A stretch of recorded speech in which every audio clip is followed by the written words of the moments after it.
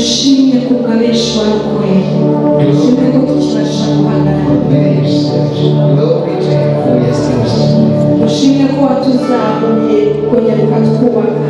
Turabibonesha amaso. N'imitima irakira kuguhamya.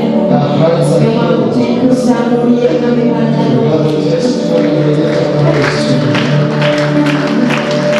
Kuzamura imitima ikibabaye, imitima igikomeretse, imitima ikigukeneye wihumure umusange ufite byose mu kiganza ntacyo watwira. Uyu munsi niryo sengesho ryacu, uravuze ngo utange ihumure bwawe, utange ihumure ku bapfakazi, utange ihumure ku mfungwa, utange ihumure ku babaye incike kubera jenoside, utange ihumure mwami kuri buri ngeri zose. Ni wowe tubikeneye kuko nta muntu waduhumuriza, uwaduhumuriza nawe akeneye guhumurizwa. Ni wowe wenyine dukeneye guhumurwa kuko ni wowe ureba mu mitima, ni wowe uzi uburyo dukomeretse, ni wowe ubizi.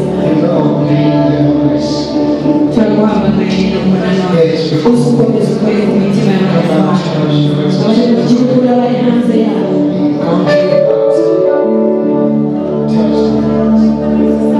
Ushimwe ko turokoye, ushimwe ko tukibasha guhagarara tukavuga ko twakomeza yawe.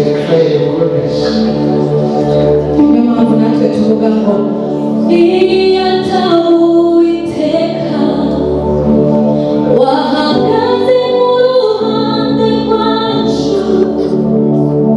umunwa w'ikuzimu wari kumira bunguri.